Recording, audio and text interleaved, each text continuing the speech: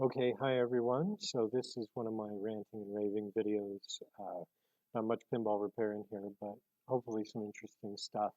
I'm recording this at my office while I've got a little bit of time. My time is becoming smaller and smaller and faster these days, so I take advantage of this time when I can. So it might not be the highest definition. I'm doing this on my laptop, but I don't think many of you really want to watch me curmudgeon out in high def, do you? No, I didn't think so. But so what I wanted to talk about in this video was one of the big questions. Yeah, why? This stems from a little while ago. I started doing games for my friend Rob back east, and he asked me this question on a phone call one day. Why do you restore games? Why do you spend this much time and money and effort in restoring these games? Because I spend a lot of time when I really get into doing a particular game. I can spend, God, in excess of 100 hours. Now I bill at $30 an hour when I'm doing restoration, so that's a lot of money. I don't charge that much to the end client usually, especially somebody like this. I'm doing it on a project by project basis. But if I'm doing it either for myself to sell or for a high-end client, yeah, I will bill at $30 an hour. Well, 100 hours, that's $3 grand in labor. So why would you do that for a game that's worth a few $100s, especially an old wood rail, which, as you guys know, I'm very, very passionate about is my wood rail games. Even just an EM or a solid state, why would you spend that much time on a game that's not worth that much? And not that long ago, my wife kind of reposed that question to me as well, although dictated very differently, more to the effect of, why? Why do you spend that much? But it's the same answer. And I think for me, there's a very good answer, but I think for me it starts back about 6, 7 years ago. Somebody I ran across, we will call him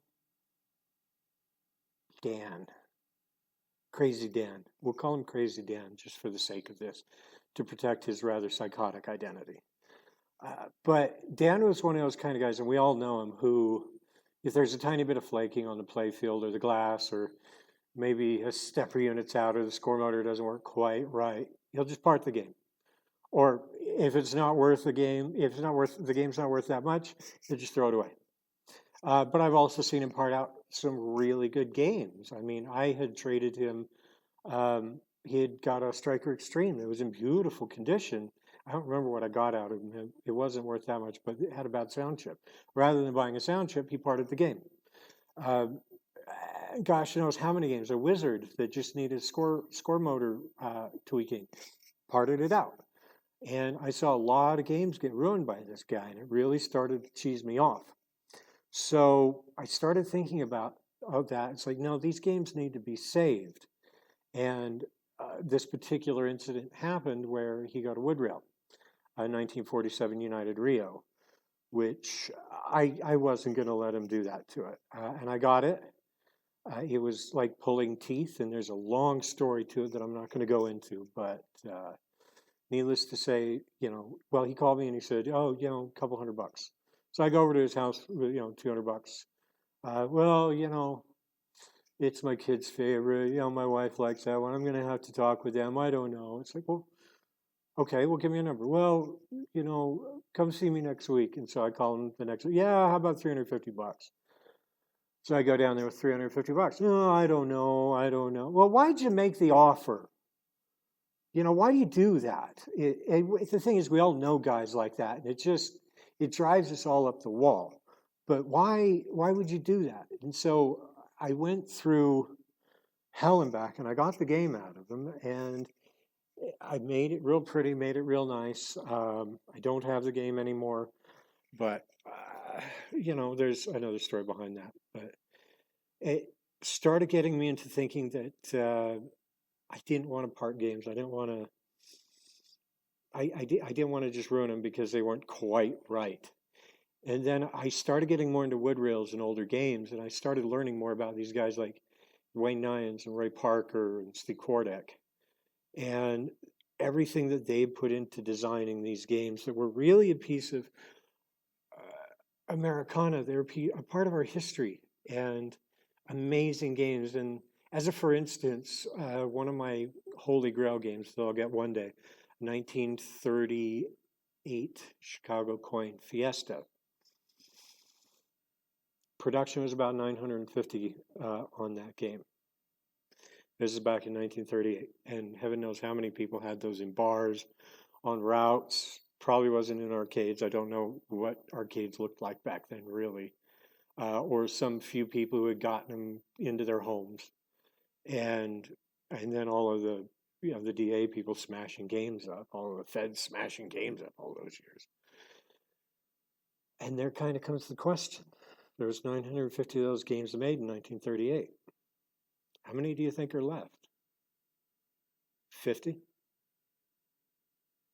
20? 10? Maybe. And are there going to be any more made? No. There's never going to be any more of those games. So now we have, on any particular game like that, we have X number left. And I want to be one of those lazy guys who says, oh, there's a tiny bit of wear around one of the kicker holes. I don't really want to deal with it. I'll throw it away. Now there's X minus 1. How soon before that hits 0? And the thing is, once the game's gone, it's gone. That's it. It won't exist anymore. And all we'll have are pictures left in the IPDB. And if you think about it, how many games do you think there are in the database that just don't exist anymore? We've gotten rid of them all. I mean, who knows? It could be there's one stashed in someone's basement somewhere. But I was looking on the serial number database for Fiesta, and there's none registered. Nobody's registered as having one. I'm sure there's a few out there, and if you have one, I want it.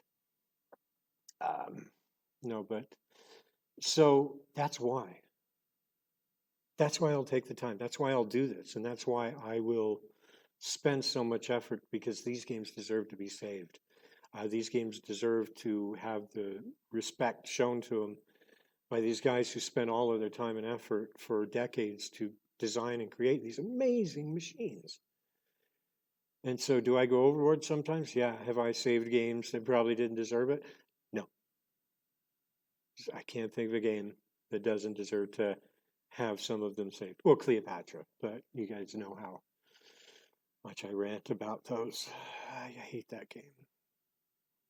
Sorry.